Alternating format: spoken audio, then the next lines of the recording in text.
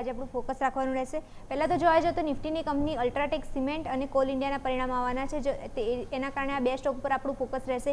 એ સિવાય તમે નજર કરશો તો એયુ સ્મોલ ફાઇનાન્સ છે, એસબીઆઈ કાર્ડ છે, એ બંનેના પરિણામ આવવાના છે। એ સિવાય વરુણ બેવરેજીસ છે, સુપ્રીમ ઇન્ડસ્ટ્રી છે અને નિપ્પોન ઇન્ડિયા એએમસી છે, એ બધાના પરિણામો જાહેર કરવામાં આવવાના છે। તો ઓવરઓલ દેખવા જાય તો આ બધી કંપનીના પરિણામો આવવાના છે, જેની પર આ બધા સ્ટોક આજે ફોકસમાં રહી શકે છે।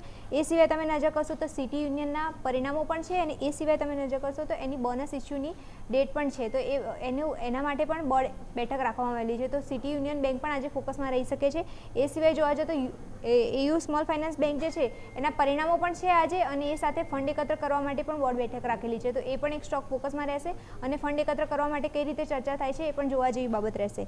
એ સિવાય જો જોવા જાઓ તો 360 વામ જે છે એનું ₹6 પ્રતિ શેર ડિવિડન્ડની આજે એક્સ ડેટ છે, જેની પર ફોકસ રાખવાનું રહેશે। અને લાસ્ટ ઇવેન્ટ છે ભારત અને ન્યૂઝીલેન્ડ જે છે એના વચ્ચે ફ્રી ટ્રેડ એગ્રીમેન્ટ જે છે એના ઉપર હસ્તક્ષેપ મીન્સ કે સિગ્નેચર કરવામાં આવવાના છે, તો એની પર ફોકસ રાખવાનું રહેશે। તો મેજરલી જોવા જાઓ તો આજની તારીખમાં તો મોસ્ટલી સ્ટોક તો જે રિઝલ્ટ આવવાના છે એની પર ફોકસ રહેશે અને જે રિઝલ્ટ આવી ગયા છે એની પર ફોકસ રાખવાનું રહેશે। યોમી ઓકે, તો આવી ગયા છે બિફોર એન્ડ આફ્ટર જેવું આજે ઇમ્પેક્ટ જોવા મળવાનું છે રિઝલ્ટની। મિરલ, ખૂબ ખૂબ આભાર આપનો માહિતી બદલ। સો દર્શક મિત્રો